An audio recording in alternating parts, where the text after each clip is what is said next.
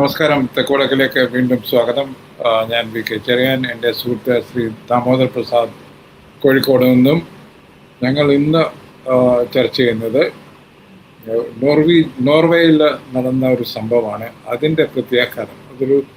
ഒരു 5 വർഷം സീനിയോറിറ്റിയുള്ള ഒരു ജേർണലിസ്റ്റ്, യങ് ജേർണലിസ്റ്റ്, സുന്ദരിയായ ഹെല്ലി ലെങ് ചെയ്ത ഒരു ക്വസ്റ്റ്യൻ, അത് എങ്ങനെ ഇന്ത്യൻ സിസ്റ്റത്തെ, ഇന്ത്യൻ സർക്കാരിനെ, നമ്മളുടെ മീഡിയയെ ഒക്കെ എക്സ്പോസ് ചെയ്തിരിക്കുന്നു എന്നുള്ള ഒരു ചർച്ചയാണ് നമ്മൾ ചെയ്യുന്നത്.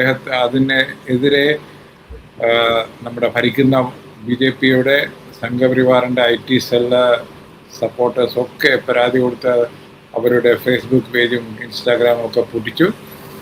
പക്ഷേ അവർ ഇപ്പോഴും BBC-ക്കും മറ്റു മീഡിയകൾക്കും ഇൻ്റർവ്യൂ കൊടുക്കുകയും അവർക്ക് പറയാനുള്ളത് പറയുകയും ചെയ്തു.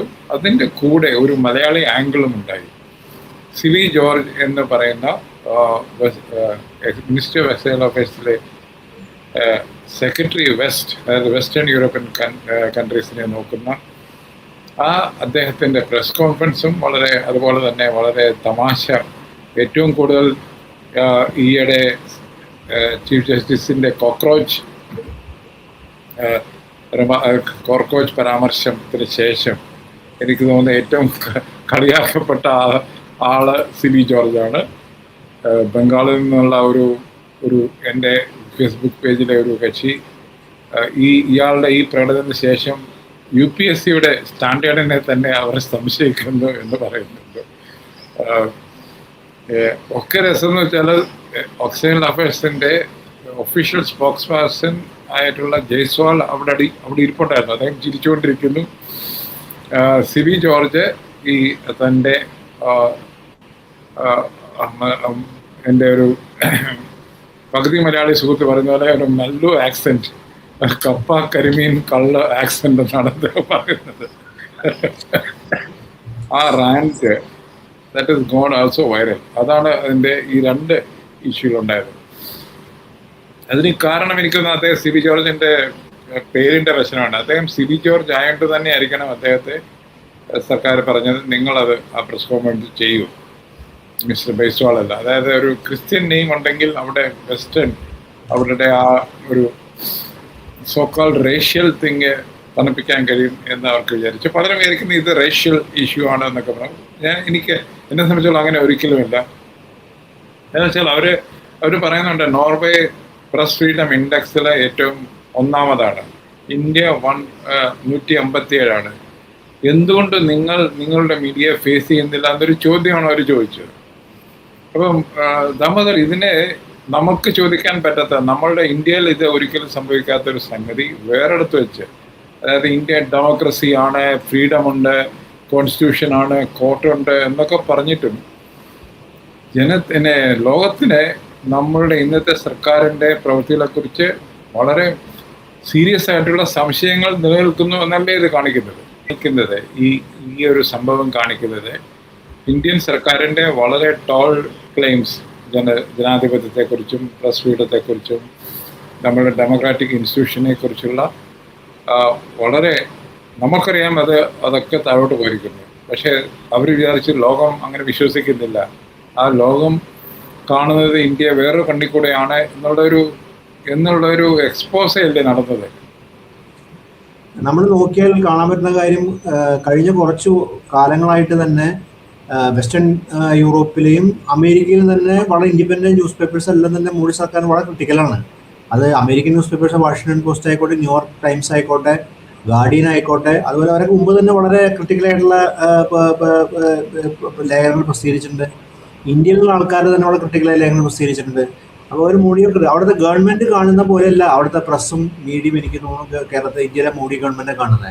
അവർ വളരെ ക്രിട്ടിക്കലായിട്ടും ഇന്ത്യയുടെ ഹ്യൂമൻ റൈറ്റ്സിലെ വയലേഷനെ കുറിച്ചും ഇന്ത്യയുടെ പ്രസ് ഫ്രീഡത്തിൻ്റെ പിന്നോട്ട് പോയതും അവർ ബാക്ക് സ്ലൈഡിങ് ഓഫ് ഡെമോക്രസി എന്ന് പറയുന്ന ടേം തന്നെ ഒരു വ്യാപകമായിട്ട് ഉപയോഗിക്കുന്നതാണ് വെസ്റ്റേൺ പ്രസ്സും അമേരിക്കൻ പ്രസ്സും. അപ്പോൾ അത് കുറച്ച് കാലമായിട്ടുണ്ട്. അപ്പോൾ നോർവേയിൽ ഇപ്പോൾ പോയ സമയം, നോർവേ ആണെങ്കിൽ നമ്മൾ മനസ്സിലാക്കുന്നത് ഡെമോക്രസിയുടെ ഒരു പ്രത്യേക ആ നോർഡിക് റീജിയനിൽ ഡെമോക്രസി കൊടുക്കുന്ന വലിയ പ്രാധാന്യം അനുസരിച്ച് അവിടുത്തെ ഒരു എക്സ്പ്രഷൻസ് അങ്ങനെയായിരിക്കാം. അപ്പോൾ ഹെല്ലി യങ് എന്ന് പറഞ്ഞാൽ ശരിക്കും പറഞ്ഞാൽ ഹലോ യങ് തന്നെയാണ്. വളരെ യങ്ങായിട്ടുള്ള ഒരാൾ ഡെമോക്രസിയെ കുറിച്ച് വളരെ കാര്യമായിട്ട് ആലോചിക്കുക. അവർ പറയുന്നത് ഇപ്പം നിങ്ങൾക്ക് വ്യത്യസ്ത അഭിപ്രായം BBC നൽകിയ ഇന്റർവ്യൂവിൽ പറയുന്നുണ്ട്, നിങ്ങൾക്ക് വ്യത്യസ്ത അഭിപ്രായം ഉണ്ടാകുമെങ്കിലും ആംനസ്റ്റി പോലുള്ള ഏജൻസികളുടെ റിപ്പോർട്ട് ഞാൻ റിലൈ ചെയ്യുന്നു. ആംനസ്റ്റിയുടെ ഒക്കെ റിപ്പോർട്ടിനെ ബേസ് ചെയ്തുകൊണ്ട് ഇന്ത്യയിലെ ഹ്യൂമൻ റൈറ്റ്സിനെ സംബന്ധിച്ചിട്ടുള്ള വളരെ നെഗറ്റീവ് റിപ്പോർട്ടുകളാണ് അവർ ചോദിക്കുന്നത്. അത് ചോദിക്കുക എന്നുള്ള ഒരു പത്രപ്രവർത്തകരുടെയും മാധ്യമങ്ങളുടെയും ധാർമ്മിക ഉത്തരവാദിത്തം അവർ നിർവഹിക്കുന്നുണ്ട്. അതിന് മറുപടി പറയാൻ ആ സമയത്ത് സൗകര്യം ഇല്ലെങ്കിൽ മറ്റു സമയം കണ്ടെത്തി പറയാൻ പറ്റാന്നുള്ളൊരു ഉത്തരവാദിത്തപ്പെട്ട ഭരണാധികാരിയുടെ നല്ലൊരു ഉത്തരവാദിത്ത ഭരണാധികാരി അങ്ങനെയാണ് ചെയ്യുക. നമ്മുടെ ഇന്ത്യയുടെ ഒരു പാരമ്പര്യത്തിൽ നോക്കുകയാണെങ്കിൽ ഇന്ത്യയുടെ ഭരണാധികാരികളൊക്കെ തന്നെ പ്രസിനെ അഡ്രസ് ചെയ്യാൻ യാതൊരു മടി കാണിക്കാത്തവരാണ്. പ്രത്യേകിച്ച് അവർ വിദേശയാത്രയ്ക്ക് നടത്താൻ പ്രസിനോട് സംസാരിക്കുക ഒരു ഉത്തരവാദിത്തത്തോടെ സംസാരിക്കുന്ന കാര്യമാണ്. പക്ഷെ നമ്മുടെ പ്രധാനമന്ത്രി ഇന്ത്യ തന്നെ പ്രസ് കോൺഫറൻസ് ഇപ്പൊ എത്ര ടേമായി, 3rd ടേമിലേക്ക് വരുന്ന പ്രധാനമന്ത്രി ഒരു പ്രസ് കോൺഫറൻസ് അഡ്രസ് ചെയ്തിട്ടുള്ളൂ. പ്രസ് കോൺഫറൻസ് അഡ്രസ് ചെയ്യുക എന്നുള്ളത് ഡെമോക്രസിയിൽ ഏറ്റവും പ്രധാനപ്പെട്ട കാര്യമാണ്. ഒരു പത്രമാധ്യമങ്ങളെ അഭിസംബോധന ചെയ്യുക, അവരുടെ ചോദ്യങ്ങൾക്ക് ഉത്തരം പറഞ്ഞ് ഡെമോക്രസിക്ക് അക്കൗണ്ടബിൾ ആവുകയാണ്. അതിന് മറ്റൊന്നുമില്ല. അതൊരു ജനാധിപത്യത്തിന്റെ ഏറ്റവും വലിയ സൂചകമായിട്ട് കാണണം. ജനാധിപത്യ ഇൻഡെക്സ് എന്ന് പറയുന്നതിന്റെ പ്രധാനപ്പെട്ട ഇൻഡെക്സ് ആണ്. പ്രൈം മിനിസ്റ്ററും ഉത്തരവാദിത്ത മിനിസ്റ്റേഴ്സും ഒക്കെ തന്നെ പത്രസമ്മേളനത്തെ അഭിസംബോധന ചെയ്യുക, പത്രക്കാരുടെ ചോദ്യങ്ങൾക്ക് മറുപടി പറയാൻ, എല്ലാ ചോദ്യങ്ങൾക്കും മറുപടി പറയാൻ പറ്റണമെന്നില്ല, അല്ലെങ്കിൽ ചില പ്രകോപനപര ചോദ്യങ്ങളുണ്ടാവും. അതിനെ ഡീൽ ചെയ്യുക എന്നുള്ളതാണല്ലോ ഒരു പൊളിറ്റീഷ്യന്റെ കഴിവ്. അതൊക്കെ ആ സ്കിൽ സെറ്റും കൂടി വേണം. പ്രത്യേകിച്ച് ഒരു രാജ്യത്തിൽ ലീഡ് ചെയ്യുമ്പോൾ ആ സ്കിൽ സെറ്റും കൂടിയാണ് ജനങ്ങൾ നോക്കുക. വളരെ അല്ല, ഞങ്ങളെ കണ്ടിട്ടുള്ള ഇത് ഒരു ഇമ്പോർട്ടൻറ്റ് ഫീഡ്ബാക്കുമാണ്. ചിലപ്പോൾ നമ്മൾ ആ ക്വസ്റ്റ്യനിൽ നിന്നാണ് മന്ത്രി ശരിക്കും ആ വശത്തെ പറ്റി ഓഫീസേഴ്സും കൂടെ നിൽക്കുന്നവരും ഒരു തരത്തിൽ പറഞ്ഞാൽ ഒരു ഹാഫ് സ്തുതിപാഠക സംഘമാണല്ലോ. മന്ത്രിയുടെ ഇഷ്ടാനിഷ്ടങ്ങൾ നോക്കി പ്രവർത്തിക്കുന്നവരാണ്. അതൊരു സാധാരണമാണ്. അത് വെച്ചാൽ ഒരു ഓഫീസിലെ ഒരു സീനിയർ അല്ലെങ്കിൽ മന്ത്രിയുടെ കൂടെ വർക്ക് ചെയ്യുന്ന വെച്ചാൽ അത് മന്ത്രിയുടെ ഇഷ്ടാനിഷ്ടങ്ങൾ നോക്കേണ്ടതാണ് എന്ന് ഞാൻ പറയും. പക്ഷെ അതിനപ്പുറം ചില ലോകമുണ്ടെന്നും അതിനപ്പുറം ഡെമോക്രസി ചില ഇഷ്യൂസ് ഉണ്ടെന്നും മന്ത്രിക്ക് നേരിട്ട് അനുഭവിക്കാൻ കഴിയുന്നത് ചിലപ്പോൾ ഒരു പത്രക്കാരൻ്റെ ഇന്നസെൻറ്റ് ക്വസ്റ്റ്യൻസിൽ നിന്നായിരിക്കും. ഇന്ന് ഇപ്പം എല്ലി യങ് ചെയ്ത പോലെ അത് പെട്ടെന്ന് ഇന്ത്യയിൽ ഒരു ചർച്ച ഇതിനെപ്പറ്റി വരുവാണ്. നമ്മുടെ മീഡിയക്ക് എന്ത് സംഭവിച്ചു, നമ്മുടെ മീഡിയ എങ്ങനെ ആയിപ്പോയി, നമ്മുടെ മീഡിയ ഇങ്ങനെ അല്ലായിരുന്നല്ലോ എന്നുള്ള ഒരു ചോദ്യം. അതായത് ഈ ഒരു പരുക്കൻ യാഥാർത്ഥ്യത്തെ ഇന്ത്യയുടെയും ലോകത്തിൻ്റെയും മുന്നിൽ കൊണ്ടുവരാൻ ഒരൊറ്റ ചോദ്യം, ഉത്തരം കിട്ടാത്ത ഒരു ചോദ്യത്തിൽ തന്നെ കഴിഞ്ഞു എന്നുള്ളതാണ്. അതാണ് അതിൻ്റെ രസം. ഉത്തരം ഉണ്ടായിരുന്നെങ്കിൽ അതിന് ഇത്രയും ഇഷ്യൂ ഉണ്ടാകത്തില്ല. ഉത്തരമില്ലാത്ത അത് അവരോട് പറയുകയാണ്, ശരി നിങ്ങൾക്ക് എന്നോട് സംസാരിക്കണമെന്നുണ്ടോ, എന്നാൽ ശരി ഞാൻ ഫ്രീ ആകുമ്പോൾ ഞാൻ ഞങ്ങളുടെ ഓഫീസിൽ നിങ്ങളെ വിളിക്കും, വരൂ എന്ന് പറഞ്ഞാൽ തീരുന്ന പ്രശ്നമേ ഉള്ളൂ. പക്ഷെ അത് ഒരിക്കലും ഉണ്ടാകുന്നില്ല. അത് അദ്ദേഹത്തിൻ്റെ നോട്ടവും പിന്നെ അദ്ദേഹത്തിൻ്റെ അനുയായികളുടെ റെസ്പോൺസ് കണ്ടത് ഇതെന്തോ ആ കുട്ടി എന്തോ വെസ്റ്റേൺ ഇൻ്റലിജൻസിന് വേണ്ടി വർക്ക് ചെയ്യുന്നതാണ്. നമ്മളുടെ ഒരു ഫിലിം മേക്കർ, ഞാൻ പേര് പറയുന്നില്ല, അദ്ദേഹം അമേരിക്കയിൽ നിന്ന് എഴുതിയേക്കുന്ന ഇത് റേസിസ്റ്റ് ആറ്റിറ്റ്യൂഡാണ്. ഇങ്ങനെ പല അതായത് ഒരു simple expose of a journalist by asking a direct question. Why don't you answer certain questions, some questions of the journalist എന്നുള്ള ഒരു ക്വസ്റ്റ്യൻ്റെ പുറത്ത് ഇത്രയും വലിയ തിയറൈസ് ചെയ്യേണ്ട കാര്യമുണ്ടോ എന്നുള്ളൊരു ചോദ്യമല്ല. അതായത് അതല്ലേ കാണിക്കുന്നത് ഈ ഇന്നത്തെ ഭരിക്കുന്ന സിസ്റ്റത്തിൻ്റെ ഒരു വൾണറബിലിറ്റി അല്ലേ കാണിക്കുന്നത് നമ്മൾ. വളരെ ശരിയായ കാര്യമില്ല സാർ. അതായത് ഒരു പ്രൈം മിനിസ്റ്ററോട് അവർ പറയുന്നൊരു കാര്യം, നോർവേയിലെ പ്രൈം മിനിസ്റ്റർ ചെറിയ വില്ലേജസ് പോയ പോലും 2000 പോപ്പുലേഷനുള്ള വില്ലേജസ് പോയി അവിടുത്തെ ലോക്കൽ സ്റ്റേഷൻ സംസാരിക്കുന്നത്. അപ്പോൾ ഡെമോക്രസിയെ കുറിച്ച് അങ്ങോട്ട് ധാരണ, അങ്ങനെ ഡെമോക്രസിയാണ് ഇന്ത്യയും. അത്തരം ഡെമോക്രസി ഉണ്ട്. എത്ര ജനകൂടിയെ റെപ്രസെന്റ് ചെയ്യുന്ന പ്രൈം മിനിസ്റ്ററാണ്. പ്രൈം മിനിസ്റ്റർ ശരിക്കും പറയുമെങ്കിൽ അങ്ങനെ പത്രക്കാരോട് സംസാരിക്കാതെ പോകുന്ന ശരിക്കും പ്രൈം മിനിസ്റ്റർ അല്ല അവമാനിതനാവുന്ന ഒരു മഹാരാജ്യം, ഒരു ദീർഘ പാരമ്പര്യമുള്ള ഒരു രാജ്യം, എത്രയോ ജനകൂടിയുള്ള രാജ്യം, ആ ഡെമോക്രസി തന്നെയാണ് മോശമാകുന്നത്. അപ്പോൾ അതുകൊണ്ട് ആ സമയത്ത് ഞാൻ പറഞ്ഞപ്പോൾ ഒരു പെട്ടെന്നൊരു ചോദ്യം വന്നാൽ അപ്പോൾ സമയത്ത് ഒരു സ്റ്റേറ്റ് ലീഡർക്ക് റെസ്പോണ്ട് ചെയ്യാൻ പറ്റണമെന്നില്ല. അപ്പം അതിന് സമയം കൊടുക്കുന്ന സമയത്ത് നമുക്ക് കാണാം എന്നാണ് പറയേണ്ടത്. അപ്പോൾ എന്തായാലും മീഡിയ അഭിസംബോധന ചെയ്ത ഡെമോക്രസി ഇൻഡെക്സ് ആണ്. രണ്ടാമത് സാർ പറഞ്ഞ പോലെ ഒരു പ്രധാനപ്പെട്ട കാര്യം എന്ന് പറയുന്നത് ഇതിനെക്കുറിച്ചുള്ള വിമർശനമാണ്. ഒരു ഭാഗത്ത് ശരിയാണ്. കാരണം അതിനെക്കുറിച്ച് എനിക്ക് തോന്നിയത് ആഫ്റ്റൺ പോസ്റ്റിന് ഒരു നോർവേയിലെ ഒരു വിമർശനം, നോർവേയും അതുപോലെ ഹോളണ്ടിലെ പത്രങ്ങൾക്കും പൊതുവിലൊരു വിമർശനം ഉണ്ടെങ്കിൽ ഡച്ച് പത്രങ്ങൾക്കെല്ലാം ഭയങ്കര ഇസ്ലാമോഫോബിക് ഇതുണ്ട്. അവർ ഇപ്പോൾ ഈ ആഫ്റ്റൺ പോസ്റ്റിനെതിരെ തന്നെ വലിയ വിമർശനം ഉയർന്നിട്ടുണ്ട്. കാരണം അവർ വൾഗറൈസ് ചെയ്താണ്, ഡെമണൈസ് ചെയ്താണ് ഈ മൈഗ്രൻറ്റ് പോപ്പുലേഷൻ മുസ്ലിംസിനെയൊക്കെ അവതരിപ്പിക്കുന്ന വലിയ വിമർശനമുണ്ട്. അപ്പൊ ആ നിലയിൽ അവർക്കൊരു ഇന്ത്യയെ കുറിച്ചും ഒരു ഓറിയന്റിനെ കുറിച്ചൊക്കെ ചില കൺസെപ്റ്റ്, പാമ്പാട്ടികളുടെ ലോകം എന്നൊക്കെ ഒരു കൺസെപ്റ്റ് അവർക്കുണ്ട്. അത് അവർ ചെയ്യുന്ന, അതിനെ ചോദ്യം ചെയ്യുന്ന എങ്ങനെയാണ്? നമുക്കതിനെ ചോദ്യം, നമ്മൾ ഡെമോക്രാറ്റിക് ആകുമ്പോൾ ചോദ്യം ചെയ്യണമെങ്കിൽ നമ്മൾ ഡെമോക്രാറ്റിക് ആയിരിക്കണം. നമ്മൾ തിരിച്ച് റെസ്പോണ്ട് ചെയ്യാൻ പറ്റുന്ന ആൾക്കാരും നമ്മൾ വളരെ അക്കൗണ്ടബിൾ ആയ ആൾക്കാരും അവരുടെ ചോദ്യങ്ങൾക്ക് മറുപടി പറയാൻ പറ്റുന്ന ആൾക്കാരാകുമ്പോൾ നമുക്ക് അവരുടെ പിക്ചറൈസേഷനും അവരുടെ സ്റ്റീരിയോടൈപ്പും ചോദ്യം ചെയ്യാം. ഒളിച്ചു ഓടിക്കഴിഞ്ഞാൽ അല്ലാതെ അവരോട് നമ്മൾ വളരെ നിഷേധാത്മക സമീപനം നമുക്ക് ചോദ്യം ചെയ്യാൻ പറ്റില്ല. അപ്പോൾ നമ്മുടെ നെഗറ്റീവ് പോർട്രയിൽ മീഡിയയിലുണ്ടെങ്കിൽ അതിനെ ചോദ്യം ചെയ്യണമെങ്കിൽ നമ്മൾ ആ മീഡിയ അഡ്രസ്സ് ചെയ്യണം. മീഡിയ അഡ്രസ്സ് അവരെ കറക്റ്റ് ചെയ്യണം. ഇപ്പോൾ ഇന്ന് ഉദാഹരണത്തിന് ഹെല്ലയ്യൻ ചോദിക്കുന്ന ചോദ്യം എന്താണെന്ന് വെച്ചാൽ ഡെമോക്രസിയുടെ അല്ലെങ്കിൽ ഹ്യൂമൻ റൈറ്റ്സ് വയലേഷനെ കുറിച്ചിരിക്കുന്നത്. അതിന് മറുപടി പറയുമ്പോൾ നിങ്ങൾ അക്കൗണ്ടബിൾ ആണ്, അത് അക്കമിട്ട് മറുപടി പറയണം. ഗവൺമെന്റും സാധിക്കണം, ഇന്ന കാര്യങ്ങൾ നിങ്ങൾ പറഞ്ഞ തെറ്റാണെന്ന് ബെസ്റ്റാണ്, അത് പറയാൻ പറ്റണമല്ലോ. അപ്പോൾ അവർ അടുത്ത ചോദ്യം ചോദിക്കും. പക്ഷെ അങ്ങനെ പറയാൻ പറ്റുന്നില്ല എന്നുള്ളതാണ് പ്രശ്നം. അതിന് പകരം നേരത്തെ സാർ സൂചിച്ച പോലെ ഒരു IAS ഉദ്യോഗസ്ഥൻ, മലയാളി IAS ഉദ്യോഗസ്ഥനാണ് ഏൽപ്പിച്ചത്. അദ്ദേഹം യാതൊരു ബന്ധവുമില്ലാത്ത അല്ലെങ്കിൽ മറ്റു കാര്യങ്ങളൊക്കെയാണ് ഇന്ത്യയുടെ മറ്റു കാര്യങ്ങളൊക്കെ പറഞ്ഞൊരു പൊതുവിൽ പറഞ്ഞ് പ്രകീർത്തിക്കുന്ന കാര്യം. പോയനടായ ക്വസ്റ്റ്യനാണ്, അതൊരു മറുപടി പറഞ്ഞാൽ മതി. അതിന് മറുപടി പറഞ്ഞതിന് പകരം ഇപ്പോൾ ഒരു ഭാഗത്ത് എനിക്ക് തോന്നിയ കാര്യം, നേരത്തെ ഇപ്പോൾ S ജയശങ്കർ, അദ്ദേഹം BJPയുടെ മിനിസ്ട്രിയിലെ എക്സ്റ്റേണൽ അഫയേഴ്സാണ്. അദ്ദേഹം മീഡിയ ഡീൽ ചെയ്ത മീഡിയയിൽ സംസാരിക്കുന്നത് ഞാൻ കണ്ടിട്ടുണ്ട് പലപ്പോഴും. വിയോജിപ്പെടണം, പക്ഷെ നന്നായി മീഡിയയിൽ നന്നായി എൻഗേജ് ചെയ്യാറുണ്ട്.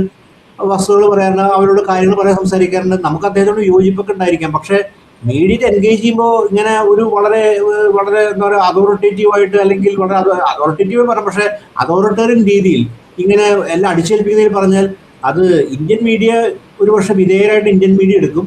പക്ഷെ നമ്മൾ മനസ്സിലാക്കേണ്ട കാര്യം വെസ്റ്റേൺ മീഡിയക്ക് അതിനകത്ത് അങ്ങനത്തെ എടുക്കേണ്ട ആവശ്യമില്ല. നോർവേയിലെ മീഡിയക്ക് ഡെമോക്രസിയെ വലിയ രീതിയിൽ പ്രോത്സാഹിക്കും, അവർക്ക് അങ്ങനെ എടുക്കേണ്ട ആവശ്യമില്ല. അവർ വളരെ ഇന്ത്യയെക്കുറിച്ച് വളരെ നെഗറ്റീവായിട്ടുള്ള ഒരു പോർട്രയിലേക്കാണ് അത് പോവുക. അത് ഒരു ഗവൺമെന്റ് മാത്രമല്ല, ജനങ്ങൾക്ക് നാണക്കേടല്ലേ. നമ്മളെ സംബന്ധിച്ചുള്ള ഒരു വളരെ മോശപ്പെട്ട കാര്യം. നമുക്ക് നമ്മൾ റെപ്രസെന്റ് ചെയ്യുന്ന ആളാണ്. എനിക്ക് തോന്നുന്നത് പ്രൊപ്പഗൻഡയും പ്രത്യേകിച്ച് സർക്കാരുകളുടെ പ്രൊപ്പഗൻഡയും actual exchange of ideas, exchange of news അല്ലെങ്കിൽ റിയൽ ജേർണലിസവും തമ്മിലുള്ള വ്യത്യാസമാണ്. പ്രൊപ്പഗൻഡ വൺ സൈഡഡ് ആയിരിക്കും, അതെല്ലാവരും വിശ്വസിക്കണമെന്നില്ല. പക്ഷേ ഇതുപോലുള്ള താങ്കൾ സൂചിപ്പിച്ച ജയശങ്കറിന്റെ ഇന്ററാക്ഷൻ ഞാനും കണ്ടിട്ടുണ്ട്. വളരെ കൃത്യമായ മറുപടി, എത്ര മോശമായിട്ടുള്ള ക്വസ്റ്റ്യൻ അല്ലെങ്കിൽ എത്ര നെഗറ്റീവായിട്ടുള്ള ക്വസ്റ്റ്യൻ ആണെങ്കിലും അതിന് കൺവിൻസിങ് ആയിട്ട് മറുപടി പറയുക നമ്മളുടെ വ്യൂ പോയിന്റിൽ നിന്ന് എന്നുള്ളതാണ് എനിക്ക് തോന്നുന്നത് ഏറ്റവും എഫക്റ്റീവ് ആയിട്ടുള്ളത്. അതിന് പകരം അവരെ ക്വസ്റ്റ്യനറുടെ അറ്റാക്ക് ചെയ്യുക, അവരുടെ എനിക്ക് തോന്നുന്നില്ല 5 വർഷം സീനിയോറിറ്റി ഉള്ള ഒരു സ്ത്രീ ജേർണലിസ്റ്റിനെ, വനിതാ ജേർണലിസ്റ്റിനെ എന്തെങ്കിലും വലിയ അവരുടെ വർത്തമാനം അവർ കേട്ടിട്ട് നമുക്ക് തോന്നില്ല വലിയൊരു അജണ്ടയും കൊണ്ടാണ് അവർ വന്നിരിക്കുന്നത്. അവരുടെ ഫ്രീഡം അനുഭവിക്കുന്നത്. പ്രത്യേകിച്ച് നോർഡിക് കൺട്രീസിൽ social and media and political freedoms are much more than America എന്നാണ് ഞാൻ കേട്ടിട്ടുള്ളത്. അവർക്കൊരു ഒരു കമ്മ്യൂണിസം ഇല്ലാത്തൊരു സോഷ്യലിസ്റ്റ് സൊസൈറ്റിയാണ് അതൊക്കെ. നോർഡിക് കൺട്രീസ് പൊതുവെ എഡ്യൂക്കേഷൻ ഫ്രീ ആണ്, അങ്ങനെയൊക്കെയുള്ള സംഗതികളുണ്ട്. അപ്പോൾ അവരെ സംബന്ധിച്ചോളം അവർ കടന്നുപോയ ഡെവലപ്മെൻറ്റ്സിൻ്റെ അല്ലെങ്കിൽ വികസനത്തിൻ്റെ പല പടികളിലും താഴെ നിൽക്കുന്ന ഒരു ഇന്ത്യ അതിൽ നിന്നും താഴോട്ട് പോകുന്നു എന്നുള്ള ഒരു വേവലാതി, അതാണ് ഞാൻ അതിൽ കണ്ടത്. പ്രത്യേകിച്ച് അവർക്ക് തോന്നി, അതായത് ഇവരൊക്കെ വന്ന് പ്രൊപ്പഗൻഡ നടത്തുന്നവരാണ്, അല്ലാതെ അവരുടെ കാര്യം കൺവിൻസിംഗ് ആയിട്ട് പറയാൻ അവർക്ക് യാതൊരു താല്പര്യമില്ല എന്നുള്ള ഒരു ബോധത്തിൽ നിന്നല്ലേ എന്നാണ് എനിക്ക് തോന്നുന്നത്. അങ്ങനെ ആ ഒരു ഇഷ്യൂ വരുന്നുണ്ട്, പ്രൊപ്പഗൻഡ പ്ലസ്. അതായത് തീർച്ചയായും നമ്മുടെ MSc ഉദ്യോഗസ്ഥൻ, IAS ഉദ്യോഗസ്ഥൻ, അദ്ദേഹം ഒരു പ്രൊപ്പഗൻഡ ബാനറിൽ സംസാരിച്ച കാര്യം വേറെ തരത്തിലാണ് പറയുന്നത്. സിവിലൈസേഷൻ സ്റ്റേറ്റ് ആണ്, ഡെമോക്രസി 47 ഇന്ത്യയിൽ ഡെമോക്രസി ഉണ്ട്, അങ്ങനെയൊന്നും അവിടെ വിശദീകരണത്തിന്റെ ആവശ്യമില്ല. കാര്യം അവരൊരു point question, human rights abuse ഉണ്ടോ, വയലേഷൻ ഉണ്ടോ എന്ന കാര്യം ചോദിക്കുന്നത്. അതിന് മറുപടി പറയാൻ വളരെ കൃത്യമായിട്ട് സ്റ്റേറ്റിന് അതിനെക്കുറിച്ച് പോളിസി ഉണ്ടാവും. ഞാൻ പറഞ്ഞത് അവർ ഉദ്ദേശിക്കുന്നവരുടെ അല്ലെങ്കിൽ അവർക്ക് എന്തെങ്കിലും അജണ്ടെങ്കിൽ തന്നെ അവർക്ക് അങ്ങനെ തോന്നുന്നില്ല. പക്ഷെ ഉണ്ടെങ്കിൽ അതിനെ മനസ്സിലാക്കിക്കൊണ്ട് അവർക്ക് ഇന്ത്യയുടെ സ്റ്റാൻഡാണ് പറയേണ്ടത്. അല്ലാണ്ട് ഇന്ത്യ സിവിലൈസേഷൻ സ്റ്റേറ്റ് ആണെന്ന് ഇന്ത്യക്ക് പണ്ട് ഡെമോക്രസി എന്ന് പറയുന്നതിൽ അർത്ഥമുള്ള കാര്യമൊന്നും എനിക്ക് തോന്നില്ല. അവർക്കതിന് ഫാക്ച്വലായിട്ട് അല്ല എന്ന് പ്രൂവ് ചെയ്യാണ് ആവശ്യം ഒരു ഗവൺമെന്റിന്റെ ഭാഗത്ത് നോക്കുകയാണെങ്കിൽ.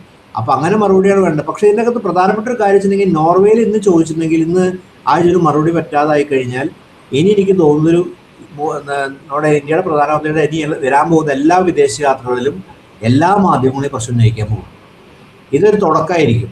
കാരണം ഇനി നമ്മൾ ഇതിന്റെ സീക്വൻസ് കാണാൻ പറ്റും. കാര്യം തെറ്റായ ഒരു പ്രവണതയാണ് ഉണ്ടാക്കിയത്. കാര്യം അതിന് ആ എംബസിയുടെ ഒരു ഇടപാടും ഇതായി. കാര്യം വേറെ ഒരു ഉത്തരം പറഞ്ഞത്, പക്ഷേ അത് ആ പ്രശ്നം വിട്ടുപോയത്. ഇപ്പോൾ ഇതൊരു വേൾഡ് ഇഷ്യൂ ആയി മാറി, ഒരു ഗ്ലോബൽ ഇഷ്യൂ ആയി മാറി. എല്ലാ പത്രങ്ങളും റിപ്പോർട്ട് ചെയ്ത് ഒരു ശ്രദ്ധാവിഷയമാക്കി മാറ്റി. ഇനി നടത്തുന്ന എല്ലാ വിദേശയാത്രകളിലും ഇപ്പോൾ പ്രത്യേകിച്ച് യൂറോപ്യൻ എന്താ പറയുക, ഈ അമേരിക്കയിൽ യൂറോപ്പിലും ഒരുപക്ഷെ ലാറ്റിൻ അമേരിക്കയിൽ ഡെമോക്രാറ്റിക് കൺട്രീസിലൊക്കെ ഇനി പോവുകയാണെങ്കിൽ ഈ ചോദ്യം പത്രക്കാർ ചോദിക്കും, കാര്യം മീഡിയ ചോദിക്കും. കാര്യം അവരെ സംബന്ധിച്ചോളം ചോദിക്കുക എന്നുള്ള മീഡിയ ഉത്തരവാദിത്തമാണ്. അവർക്ക് സംബന്ധിച്ച് ഒരു ഫോറിൻ പ്രൈം മിനിസ്റ്ററാണെന്ന് നോക്കുന്നില്ല. അവർക്ക് മീഡിയയ്ക്ക് വേണ്ട ചോദ്യമാണത്. അവർ ചോദിക്കും, വീണ്ടും ഇതിനെ ആവർത്തിക്കുകയാണെങ്കിൽ അതൊരു മൊത്തം ഇമേജ് ബാധിക്കും. നരേന്ദ്രമോദിക്ക് ഇപ്പോൾ ഗ്ലോബലായിട്ട് അദ്ദേഹത്തിന്റെ ആരാധകർ കാണുന്ന തരത്തിലുള്ള ഇമേജിനെ പോലും വലിയ രീതിയിൽ പ്രതിച്ഛായ ബാധിക്കാൻ സാധ്യതയുണ്ട്. ഒരു ദോഷം ഇന്ത്യക്കാരെ അവർ പറഞ്ഞ ഒരു സംഗതിയുണ്ട്, can we trust India with all this. അതാണ് ഒരു ട്രസ്റ്റ് ഇഷ്യൂവിന്റെ ആയിട്ട് ഒരു വലിയ ട്രസ്റ്റ് ഇഷ്യൂ ആയിട്ട് മാറാൻ സാധ്യതയുണ്ടെന്നാണ് എനിക്ക് തോന്നുന്നത്. അങ്ങനെ ഒരു ചിന്തയ്ക്ക് വകുപ്പുണ്ടോ ഇതിനകത്ത്? അല്ല, അതാണല്ലോ അവർ ചോദിച്ചത്. ഒരു പക്ഷെ മാത്രമല്ല, ഇപ്പോൾ അവിടെയൊക്കെ ഡെമോക്രസി വളരെ ഫങ്ഷണൽ ആയതുകൊണ്ട് മാത്രം ഇന്ത്യയുടെ പോലെ അത്ര പോപ്പുലർ സ്റ്റേറ്റ് ഒന്നുമല്ല. ഈ സിവിൽ സൊസൈറ്റിയൊക്കെ അവിടെ വളരെ നിർണായക റോളിലാണ്. സിവിൽ സൊസൈറ്റി ഗവൺമെന്റിനോട് പ്രഷർ എടുത്തും പല ട്രീറ്റിൽ നിന്ന് പിന്നോട്ട് പോകാൻ. അത് ഇന്ത്യയുടെ പലതരത്തിൽ ഡിപ്ലോമാറ്റിക് റിലേഷൻ ബാധിക്കും. കാരണം സിവിൽ സൊസൈറ്റി ഇന്ത്യയിലെ സിവിൽ സൊസൈറ്റി പോലെയല്ലോ, അവിടെ പോപ്പുലേഷൻ കുറവാണ്. മാത്രമല്ല വൈബ്രന്റ് ഡെമോക്രസിനോ സിവിൽ സൊസൈറ്റിക്ക് ഗവൺമെന്റിന്റെ പുറത്ത് വലിയ സേ ഉണ്ട്. അപ്പോൾ മീഡിയ സിവിൽ സൊസൈറ്റിയുടെ ഭാഗമാണ്. അവിടുത്തെ പൗരസമൂഹം ഇതുപോലെ, അതാണ് ക്യാൻ ബി ട്രസ്റ്റ് യു എന്നുള്ള വലിയ ചോദ്യമാണ്. അതായത് നിങ്ങളെ വിശ്വസിക്കാൻ പറ്റുമോ എന്നൊരു മറ്റു ഡെമോക്രസിയോട് ചോദിക്കുമ്പോൾ അത് സിവിൽ സൊസൈറ്റിയുടെ ചോദ്യം. അപ്പോൾ ആ സിവിൽ സൊസൈറ്റി അവിടുത്തെ ഗവൺമെന്റിന്റെ പുറത്ത് പ്രഷർ എടുത്തും. കാര്യം വിശ്വസിക്കാൻ ഈ ഇന്ന കാര്യങ്ങൾ കൊണ്ട് ഇത് പ്രശ്നമാണെന്ന് പറഞ്ഞാൽ അത് ഡിപ്ലോമാറ്റിക് റിലേഷൻസിനെ മാത്രമല്ല പലതരത്തിൽ ബാധിക്കാൻ സാധ്യതയുണ്ട്. അപ്പം നമ്മളതിനെക്കുറിച്ച് ഗൗരവമായി കാണുകയും അതിന് മറുപടി കൊടുക്കുകയും മാധ്യമങ്ങൾ അഭിസംബോധന ചെയ്ത് അവരെ തിരുത്തേണ്ട കാര്യം തിരുത്തുകയും, ചില കാര്യങ്ങൾ സ്വയം തിരുത്തേണ്ടതാണ് സ്വയം തിരുത്തുകയും ചെയ്യുന്ന സ്ഥിതിയില്ലെങ്കിൽ അത് ഒരു ഗുണകരമായ രീതിയിൽ വരുന്നില്ല. പ്രത്യേകിച്ച് ഡെമോക്രസിയെ കുറിച്ചുള്ള ഒരു പുതിയ ഒരു വലിയ തരത്തിലുള്ള ഒരു ഭീതി ഇത് ലോകത്തെല്ലാം ബാധിച്ചു തുടങ്ങിയിട്ടുണ്ട്. സിവിൽ സൊസൈറ്റിയും ഡെമോക്രാറ്റിക് ഇൻസ്റ്റിറ്റ്യൂഷൻ. കാര്യം ഈ ഡെമോക്രസി തകരാൻ പോവുകയാണോ? നമ്മൾ ഇത്രയും കാലം അനുഭവിച്ചിരുന്ന പലതരത്തിലുള്ള പൗരാവകാശം, നമ്മുടെ സ്വാതന്ത്ര്യം, ഇതൊക്കെ തന്നെ ഈ വളരെ ഡിക്റ്റേറ്റേഴ്സായിട്ടുള്ള ലീഡേഴ്സ് മുഴുവൻ അത് കവരാൻ പോകുന്നു. ഓട്ടോക്രാറ്റിക് ലീഡേഴ്സ് മുഴുവൻ കവരാൻ പോകുന്നു. നമുക്ക് നഷ്ടപ്പെടാൻ പോകുന്നുള്ളൊരു തോന്നൽ വലിയ തോതിലുണ്ട്. അതിന്റെ ഒരു പ്രതിഫലനം ഈ ചോദ്യങ്ങളിലെല്ലാം കാണാം. അത് ഇന്ത്യയിൽ നമ്മൾ മാധ്യമങ്ങൾ ചോദിക്കാത്തതിന് കാരണം ഇന്ത്യയിലെ മാധ്യമങ്ങളുടെ സ്വഭാവം വേറെ ആയതുകൊണ്ടാണ്. പക്ഷെ ചോദിക്കുന്ന മാധ്യമങ്ങൾ അവർക്ക് ചോദിക്കാനൊരു അവസരം കൊടുക്കുന്നില്ലല്ലോ. അവസരമില്ല. അങ്ങനെ ചോദിക്കുന്നവരെ സൈലൻസ് ചെയ്യുകയും ചെയ്യുന്നുണ്ട്. അപ്പോൾ അവിടെയാണ് പ്രശ്നം. ഇത് ട്രസ്റ്റ് ഇഷ്യൂ എന്ന് പറയുമ്പോൾ ഇതൊരു മേജർ ഇന്റർനാഷണൽ ഇഷ്യൂ ആയിട്ട് മാറാൻ സാധ്യതയുള്ള ഒരു തുടക്കമാണ്. അതെങ്ങനെ പോകുന്നതൊക്കെ പറയാൻ പറ്റത്തില്ല. എങ്ങനെയാണേലും ഇന്ത്യ ഗവൺമെന്റ് സംബന്ധിച്ചോളം സീരിയസ് ആയിട്ട് ചിന്തിക്കേണ്ടതും അതിന് പരിഹാരം കാണേണ്ടതാണ്. ഇന്നത്തെ രീതിയിൽ എനിക്ക് തോന്നില്ല അങ്ങനെ ഒരു പോസിറ്റീവായിട്ടുള്ള പരിഹാരം ഉണ്ടാകാൻ സാധ്യതയുണ്ട് ഉള്ള സംഗതികളൊക്കെ ആയിട്ട്. അപ്പോൾ എനിക്കൊന്ന് സീരിയസ് ആയിട്ട് ഡിസിഷൻ മേക്കേഴ്സ് ഇത് ചിന്തിക്കുകയും അതിനുവേണ്ട പരിഹാരം കാണേണ്ടതാണ്. ഞങ്ങൾ വേറൊരു വിഷയമായി വരുന്നതാണ്. നന്ദി, നമസ്കാരം.